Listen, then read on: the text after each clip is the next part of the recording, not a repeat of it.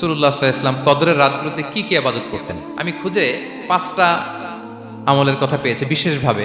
Common যে আমলগুলো সেগুলো তো ছিলই, বিশেষভাবে 5টা কাজ রাসূল সাল্লাল্লাহু আলাইহি ওয়াসাল্লাম এই কদরের রাতে করতেন। 1 নম্বর কাজ হচ্ছে তিনি সারা রাত জেগে ইবাদত করতেন এবং পরিবারের লোকদেরকে ঘুমোতে দিতেন না, উঠিয়ে দিতেন। বছরের অন্য কোনো সময়ে সারা রাত জেগে ইবাদত করার কোনো নজির রাসূল সাল্লাল্লাহু আলাইহি ওয়াসাল্লামের জীবনে ছিল না। সব রাতে ঘুমাতেন। আমি জোহর বারুতে একটা কনভেনশনে the daily routine of prophet সাল্লাল্লাহু আলাইহি ওয়াসাল্লাম একটা আলোচনা করেছিলাম, যেখানে রাসূল সাল্লাল্লাহু আলাইহি ওয়াসাল্লামের দৈনন্দিন জীবনের রুটিন আলোচনা করেছিলাম। সেখানে আমরা বলেছি যে রাসূল সাল্লাল্লাহু আলাইহি ওয়াসাল্লামের দৈনন্দিন অভ্যাস ছিল তিনি এশার পরেই তাড়াতাড়ি ঘুমিয়ে পড়তেন আর মিড নাইটে উঠতেন। রাসূল সাল্লাল্লাহু আলাইহি ওয়াসাল্লামের কর্মদিবস শুরু হতো মিড নাইটে। আমাদের তো সকালে কারো আরো অনেক পরে শুরু হয়, রাসূল সাল্লাল্লাহু আলাইহি ওয়াসাল্লামের কর্মদিবস শুরু হতো বেসিক্যালি মিড নাইটে। এশার পরে কথাবার্তা না বলে আগে ঘুমোতে যেতেন, মিড নাইটে উঠতেন, কিন্তু ঘুমাতেন। ঘুম ছাড়া রাত কাটাতেন না। সারা বছরের এটা ছিল যে এশার পর পরে ঘুমোতে যেতেন, except the last 10 days of Ramadan. রমাদানের শেষ 10 রাতে রাসূল সাল্লাল্লাহু আলাইহি ওয়াসাল্লাম ঘুমাতেন না। এই 10 দিনের ব্যাপারেই পাওয়া যায় সারা রাত জেগে তিনি ইবাদত করতেন। আম্মা জান আয়েশা রাদিয়াল্লাহু তাআলা আনহা বলেন, ইদা দাখালাল আশরু আহিয়াল লাইলা ওয়া আইকাযা আহলা ওয়া জাদ্দা ওয়া শাদ্দাল মিজার। রমাদানের শেষ দশক যখন আসতো রাসূল সাল্লাল্লাহু আলাইহি ওয়াসাল্লাম সারা রাত জেগে ইবাদত করতেন। পরিবারের সদস্যদেরকে জাগিয়ে তুলতেন, স্ত্রীদের ঘুমাতে দিতেন না, জাগিয়ে তুলতেন। ফাতেমা রাদিয়াল্লাহু তাআলা আনহার ঘর পাশেই ছিল, তাদেরকে যেয়ে জাগাতেন এবং নিজে সারা রাত ইবাদত করতেনই। জাদ্দা ওয়া শাদ্দাল মিজার, খুবই বলিষ্ঠভাবে, খুব মজবুত ভাবে কোমরে গামছা বেঁধে নামার একটা এক্সপ্রেশন এখানে দেওয়া হয়েছে। মিজার, ইজহার মানে হচ্ছে বাংলা করলে হয় লুঙ্গি। লুঙ্গি আমরা যখন খুব শক্ত কোনো কাজ করতে যাই তখন তারা কি করে, খুব টাইট করে লুঙ্গিটা বাঁধে। তার মানে বোঝানো হচ্ছে রাসূল সাল্লাল্লাহু আলাইহি ওয়াসাল্লাম কোমরে ভালো করে লুঙ্গি বেঁধে বা গামছা বেঁধে আটকাট বেঁধে নামতেন শেষ 10 দিনের জন্য।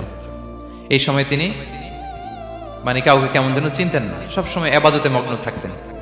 এটা আমরা করতে পারি যে শেষ 10 দিনে, আর যেহেতু 3 দিন বাকি, আমরা একটা স্পেশাল প্ল্যান করতে পারি যে আমরা আমাদের সর্বোচ্চটুকু উজাড় করে দিয়ে লাস্ট 10 days অফ রমাদানের এই বরকত আমরা হাসিল করবো, এটা যেন আমাদের মিস না হয়। তাহলে এটা আমরা একটা পেলাম। 2 নাম্বার হচ্ছে ইতিকাফ করা। রাসূলুল্লাহ সাল্লাল্লাহু আলাইহি ওয়াসাল্লাম রমাদানের শেষ 10 দিন ইতিকাফ করতেন। আমাদের আয়েশা রাদিয়াল্লাহু তাআলা আনহা বলেন, কানা ইয়াতাকিফুল আশরাল আওয়াখির মিন রমাদান। রমাদানের শেষ দশকে তিনি ইতিকাফ করতেন হাত্তা তাওয়াফাহুল্লাহ, ওনার ইন্তেকালের আগ পর্যন্ত এই অভ্যাসটাই তিনি জারি রেখেছেন। সুম্মা আতাকাফা আজওয়াজুহু মিন বা'দি, তারপরে ওনার স্ত্রীরা ইতিকাফ করেছেন। আর 3 নাম্বার হচ্ছে রাসূল সাল্লাল্লাহু আলাইহি ওয়াসাল্লাম এবং জিবরাইল আলাইহিস সালাম যৌথভাবে কোরআন রিভিশন করতেন। খুব ইন্টারেস্টিং। সারা বছর যেটা নাজিল হতো রমাদানে জিবরাইল আলাইহিস সালাম রাসূল সাল্লাল্লাহু আলাইহি ওয়াসাল্লামকে শোনাতেন, রাসূল সাল্লাল্লাহু আলাইহি ওয়াসাল্লাম আবার জিবরাইল আলাইহিস সালামকে শোনাতেন। সহিহ বুখারীর বর্ণনা, কানা জিবরিলু ইয়ালকাহু ফি কুল্লি লাইলাতিন মিন রমাদান ফায়ুদারিসুহুল কুরআন। রমাদানের প্রতি রাতে এসে রাসূল সাল্লাল্লাহু আলাইহি ওয়াসাল্লামের সাথে কোরআন মুদারাসা করতেন। সহিহ মুসলিমের বর্ণনায়, আন্না জিবরিল কানা ইউআরিদুহু বিল কুরআন কুল্লা আমিন মাররা। প্রতি বছর রমাদানে একবার শোনাতেন বা শুনিয়েছেন, যে বছর তিনি ইন্তেকাল করবেন তিনি 2 বার শুনিয়েছিলেন। 4 নাম্বার কিয়ামুল লাইল করা। রাসূল সাল্লাল্লাহু আলাইহি ওয়াসাল্লাম কিয়ামুল লাইল করতেন এবং কিয়ামুল লাইল শব্দটাকে রাসূল সাল্লাল্লাহু আলাইহি ওয়াসাল্লাম কদরের সাথে জুড়ে দিয়েছেন। সহিহ বুখারীর বর্ণনায় তিনি বলেছেন, মান কামা লাইলাতাল কদরি ঈমানা ওয়া ইহতিসাবা গুফিরা লাহু মা তাকাদ্দামা মিন যামবি। কদরের রাতে যে কিয়ামুল লাইল করে বিশ্বাস নিয়ে এবং নাজাতের প্রত্যাশা নিয়ে, তার পূর্বের সমস্ত গুনাহ আল্লাহ তাআলা ক্ষমা করে দিবেন। ইসলামের রাতের নামাজ কিয়ামুল লাইল যে কত সুন্দর ছিল, কত দীর্ঘ ছিল, লম্বা ছিল, আমায় জিজ্ঞেস করুন, আমি বলে বোঝাতে পারবো না। 5 নম্বরে রাসূল সাল্লাল্লাহু আলাইহি ওয়াসাল্লাম দোয়া করতেন। এই কদরের রাতগুলোতে খুব বেশি বেশি দোয়া করতেন। দোয়া নিয়ে আমরা একটা জুমার খুতবা দিয়েছিলাম, সেখানে আমরা বলেছিলাম যে দোয়া হতে হবে খুব আন্তরিক দোয়া, রোবোটিক দোয়া যেন না হয়। আপনার আবেগ, ভালোবাসা, মনের মাধুরী মিশিয়ে, চোখের পানি মিশিয়ে, অশ্রু সিক্ত করে এই দোয়াটা করতে হবে, তাহলে সে দোয়া আল্লাহর কাছে কবুল হবে। লাইলাতুল কদর, এই কদরের রাতটা হচ্ছে এমন রাত যেটা খায়রুম মিন আলফি শাহর, 1000 মাসের চেয়েও সেরা।